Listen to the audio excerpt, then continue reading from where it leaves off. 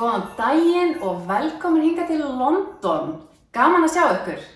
Sif Sigmarsdóttir heiti ég og ég höfundur þessarar bókar Allt sem við hefðum getað orðið.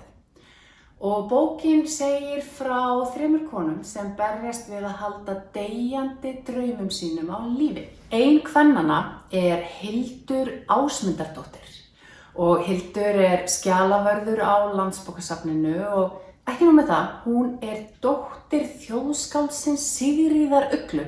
Sigríður Ugla, hún er svo fræg og merkileg að hún er eins og Sjón og Björk að hún þarf ekki einu sinni eftirnafn. Og Hildur, hún hefur lifað í skugga móður sinnar allt sitt líf. En þegar hún verður 64, þá er hún búin að fá nóg.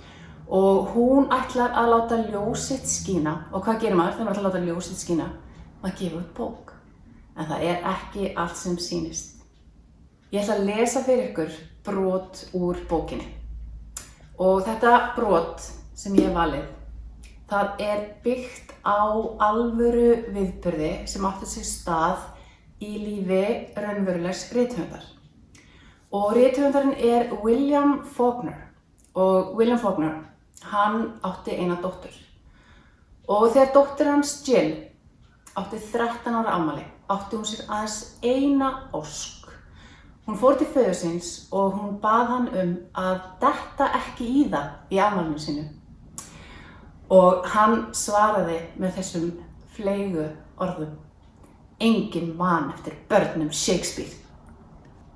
Í þessum kafla er Hildur stödd í viðtali á dagblaði hjá blaðamanni og blaðamaðurinn fer skyndilega að spyrja erfiðra spurninga. Hildur hafði ætlað að sýna Sigríði Uglu að hann hefði rangt fyrir sér. Hún hafði ætlað að sýna móður sinni hvað í henni bjó. En nú var það kannski seinan. Hildur var viss að móðurinn væri að geispa golunni af illgirni einni saman. Sigríður Ugla hafði aldrei viljað hlusta þegar henni var bent á að hún hefði röngu að standa. Blaðakonan brýndi gogginn, mundaði klærnar og beið stóísk eftir svari. Þögnin suðaði fyrir eyrum Hildar. Hildur var 64 ára einhleypur skjalavörður og bar það með sér. Hún var vön því að horft væri í gegnum sig. Blaðakonan sá hins vegar í gegnum hana. Hildur gat ekki gert upp á milli hvort væri dýpri niðurlæging. Hildur hafði klætt sig upp í buxnadragt af Sigríði Uglu fyrir viðtalið.